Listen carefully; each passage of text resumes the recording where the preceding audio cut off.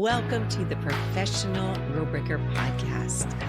I'm your host, Kathy Walterhouse. So what's up, Professional Rule Breakers? I am so happy you're here. I'm Kathy Walterhouse, your host, and we have dug into the archives about something that is really, really important. It is the M word. Wow, I know you're probably thinking, going to be talking about marketing. Well, marketing is good to talk about, but today in this episode is all going to be about money and mindset. Because if you don't have the right mindset, good luck in growing your business. So our first clip comes from Greg Roworth. And actually, if you want to listen to the whole episode, it's episode 90. And he really has a really great perspective that I think is really important for all of us to think about. That if you have the mindset of an investor in your business, because an investor looks at businesses a lot differently than an owner operator mindset. And so it's a really great discussion on how that will help you move your business to the next level. And of course, make more money. So listen in. I saw something that you had said about have the mindset of an investor, not an employee. Is that kind of relates to that as well? That's exactly right. Yeah, that you've got to flip that mind switch. And I think when we start business, we're usually in an occupation. We've come out of, particularly in professional services like I am in. I was an accountant to start with. So I set up in business as an accountant and did accounting work. So I was running my occupation. But if you do well at your occupation as a self-employed person, you build a team around you. You get more work than you can handle on your own, and you get referrals, and you start to build a team. So you move out of being in that occupation phase to becoming an operator in your business. So you're still doing the work of the business and supporting the team as well as you can, but you're still an operator in the business. So you might move from struggle to survival stage, but you're still self-employed. And you still have that mindset of an employee. And we tend to look at doing the work in the business like I did. I was doing the work for my clients, getting the invoices paid. But to look at building a business, you've got to look at that with the mindset of an investor, because an investor looks at business differently. A business owner, self-employed business owner, looks to do the work to get paid and work hard in their business. An investor looks at a business in terms of putting in money into a business to invest in the business so that the business works for them and the money works for them to get a return on their investment. So instead of working hard in the business, they're looking for the business to work hard for them. And that's the mindset change that I had to see, that I needed to stop working hard for my business and turn the business into an investment that worked hard for me. I love that. I think that it's almost something that you should have posted on your wall somewhere. That's right. Or maybe a question, is your business working hard for you today? Or something like that. Just as a reminder that stop being the employee. If you really, I think the more that you want to help people, you have to build a business that allows for you to help people in a broader scale, rather than just like a one-on-one type of consultancy. At least that's what my viewpoint is. That's another key element to the change that I had to make, and to see that my business was not just about making money for me. If that's all that our aim is in business, then who else is going to support us with that? No one's really interested in helping make you rich.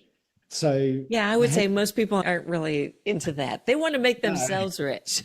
That's right. So I had to change my vision from making myself rich to contributing to other people in a cause that they could support. Right. So creating a vision and a mission for the business that the team signed up to as well, so that we're all fighting for the same cause. We're all fighting for the welfare of our clients. And when you can build a team around that cause, they are self-motivated to make that happen. You don't have to motivate people who are signed up to support a cause that they're invested in themselves. So that fundamental change of focus of having a mission to support our clients and help them succeed, and having the team signed up to that, took away a lot of the pressure of me having to manage a team and motivate them and drive them so that they are self-motivated. And eventually, because they have that same vision, you can let them go and let them do that without you having to be involved. And that's the key stage to creating a scalable and saleable business, is to have your team running the business for you, so that the business works for you and you don't have to be there to make it work. So wasn't that last clip really great with Greg Roworth? I loved what he talked about being an investor mindset rather than an owner operator. So my next clip is with my guest, Anna Rapp, who is absolutely amazing. And she talks about how when she has invoices paid to her, that she didn't feel good. And that she remembers telling a friend that she felt like she was scamming people. But she wasn't, because she's so amazing. And how important it is to basically not necessarily feel like you're the absolute best coach that's out there, but you are the best coach, the perfect coach for your client. And I think if you switch that mindset, it's going to make it a lot easier making money. So listen in. By the way, if you want to binge on her episode, it's episode 66. I have encountered entrepreneurs that in the workplace, they are so good about what it is that they do. Like they couldn't be any more of a superstar. And then when they go out on their own and they're selling the exact same thing, they struggle with it. I mean, do you think that's part of it? What do you think that comes from? Oh man, I do think it's so complex, right? Because I remember like charging less as a coach than I was charging as a therapist, right? But still feeling this like total imposter syndrome, because instead of them handing money to the receptionist, they were handing money to me. Like I remember when like PayPal invoices started coming in my inbox, it didn't feel good. Like I told my friend, I feel like I'm scamming people. She was like, are you scamming people? I was like, no, I'm not scamming people. But it just felt, sometimes I think when things feel different or new, like selling ourselves or receiving money, or we make that wrong instead of, oh, this is just something I've never done before, right? Yeah. Or maybe it is, again, like what you said, is that imposter syndrome, that they're so good about what it is that they do, but they don't feel like they're good enough. And it's almost, if not you, then who, right? Mm-hmm. Do you want somebody else that maybe isn't as capable as you coaching that person? I mean, even myself, I've sold close to $1 billion. And every once in a while, I think about that. Should I really be teaching people how to do this? And I'm like, okay, if not me, then who? And it's crazy, isn't it? I love that approach. I always tell my clients too, like, you don't have to be the best coach or service provider in the world or the ultimate expert, but can you believe that you're the perfect coach for your clients, right? For example, I had a client tell me today on a call, oh, Anna, I don't know why someone would hire me. Like, why wouldn't they just hire you? And it's the people hiring you, you're the best coach for them. And the people hiring me, you know what I mean? And so just really having faith. I also love Denise Duffield Thomas says, you don't have to be an expert. You just have to be a contributor to the conversation. And I think that really helped me at the start too, knowing that I do have something to say about this topic, even if I'm not the ultimate expert. You know, I love that quote. I actually had not heard that quote before, so I love that quote. Isn't that really great? Yeah, yeah. And also, I think that, don't you think that maybe, let's say you and your client, you guys have the exact same message, but no. People will hear, though, but don't you think people will hear what they want to hear? Because they'll hear it differently. Like you'll say it differently than someone else, and it might resonate with your client, but maybe their client, it'll resonate with them because of whatever their life experience might be, or how they say it, or whatever special sauce they have. Absolutely. I totally agree with you. I read somewhere you said something about getting everything done in your business in under 20 hours in a week. Yeah. Like for a lot of entrepreneurs, business people, that would be a dream. So tell me more about that.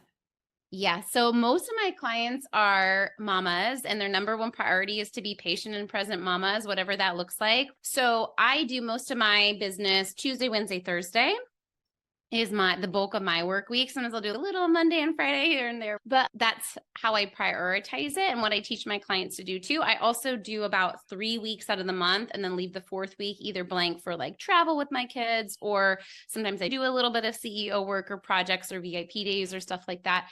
But I find that most of my clients do better when they work fewer hours because they're forced to be more efficient. They're forced to outsource. They're forced to trust their team and forced to make it a more efficient machine instead of just filling the hours. Yeah. There's that saying that if you need to get something done, give it to a busy person. Yes. So if they're more focused and they have, I don't know, let's say they have an hour to do something versus, oh, I have all day. And I know as a mom, you're like, oh, I can go put some laundry in.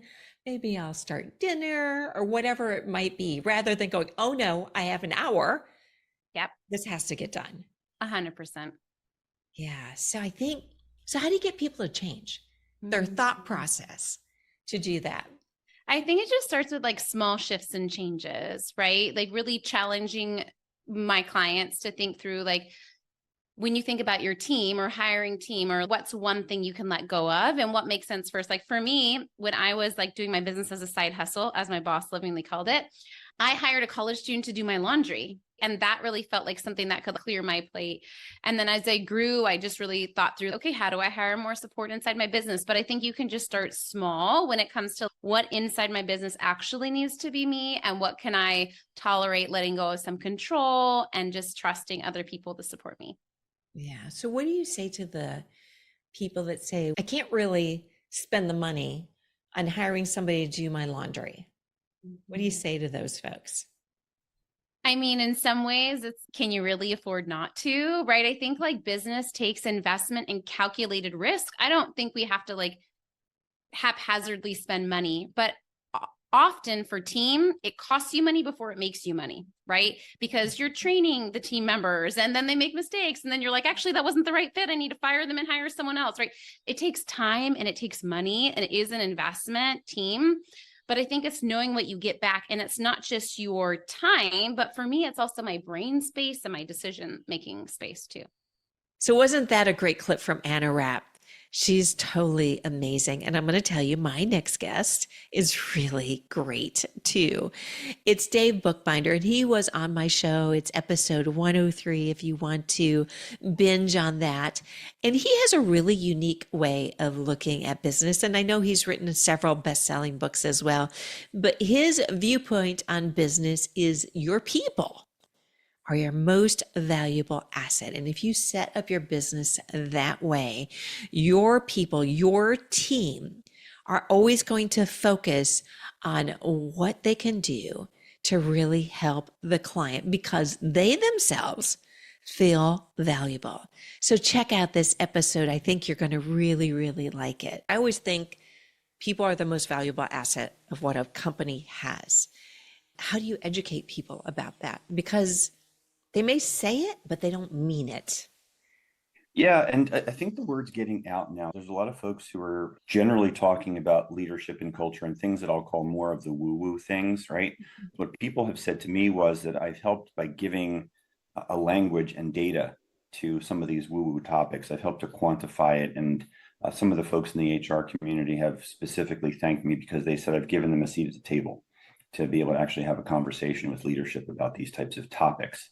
So it's not just about, as we like to say, getting another ping pong table in the break room to create culture. Culture is a whole different matter. But when you start to really peel back the onion and connect the dots, to use two metaphors in one sentence, you find that when you actually start looking at employee engagement, it's driven by leadership, it's driven by culture, and the engagement is what drives all that discretionary effort, the going above and beyond. That's where all the brilliant ideas and innovation tend to come from. And all of those things connect to the value of the business. Mm-hmm. So that's really my lens. It's about trying to demonstrate that when you do the right thing fundamentally as a leader, it impacts all those other dominoes, which ultimately impact your business value. Yeah, absolutely. What it is that you do in a spreadsheet, is the value of the people, is it still not there because you can't have it there? Yeah, I can't break those rules. Unfortunately, I am bound by ethics and formulas and prescribed approaches to do what we do in my profession. So until there's some fundamental changes in some pretty key areas, I can't break those rules.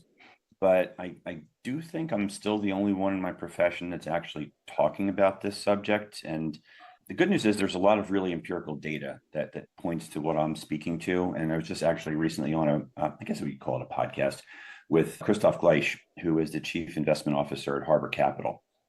And they've got an ETF that's driven by this underlying investment thesis that people are your most valuable asset. And they've got some methods of quantification. And they've actually been able to predict outperformance in the stock market based on companies that are doing, I'll say, right things by their people. Really? So there's empirical data to point to, and there's more than just that. But yeah, when you start to actually look at it and see it as an investable strategy, even I think the most hardened CEO on the planet who thinks that people really are fungible and who really gives a rip, don't let the door hit you in the butt on the way out, and all that, if they start to understand that by doing the right things, it actually will increase the value of their business, I think they may tend to lean into that.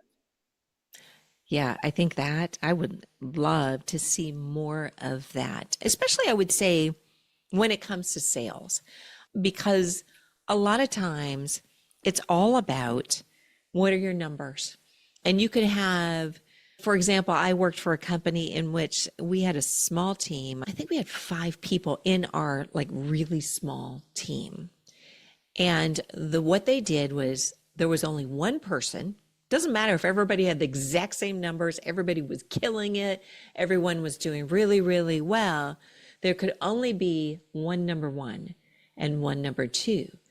And their methodology was that anybody that was in a 4 or 5, even though they could be a superstar, like a real superstar, they would get rid of.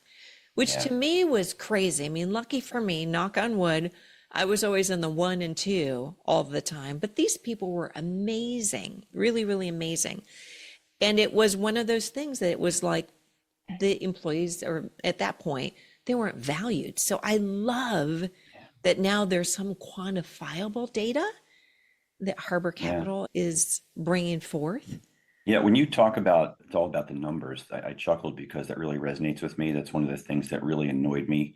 I call it management by spreadsheet. So in my world, performance of employees is generally measured based upon some key metrics that we refer to: utilization, realization, how many hours you build during the year, the trading hours for dollars thing, without any consideration for all the intangibles, all the other stuff that somebody else may contribute that doesn't necessarily get reflected in those numbers. And interestingly, that's kind of the genesis of why my show is called Behind the Numbers, because everything that I do tends to be predicated on the numbers. But as you just alluded to, the real stories, the magic, the lessons, they all happen behind the numbers. This episode was all about money and mindset. And you can't have one without the other. And I know you might argue with me a little bit on that, but if you want to build your business and you want to maybe even become rich, it's really important for you to take a look at your mindset. Think about what these 3 people have talked about in this episode and take a moment. I mean, let's work together right now and really take a look at your mindset. What do you need to do to get to the next level? And maybe apply some of the principles that they are talking about. I'm going to tell you, your future rich self will thank you. And of course, you're going to go out there and you're going to be helping a lot of people. Remember, it's like throwing a rock or a stone into a stream and creating that massive ripple effect. You're creating a ripple effect for your clients and the people out there in the world. But quite frankly, you're creating a ripple effect for yourself. So take a moment, grab a piece of paper, and write down your mindset right now on money. And if it's negative in any shape or form, how can you change that into something that is motivating and positive for you? So go out there, again, change the world, do that ripple effect, and be fierce. And of course, always break some rules.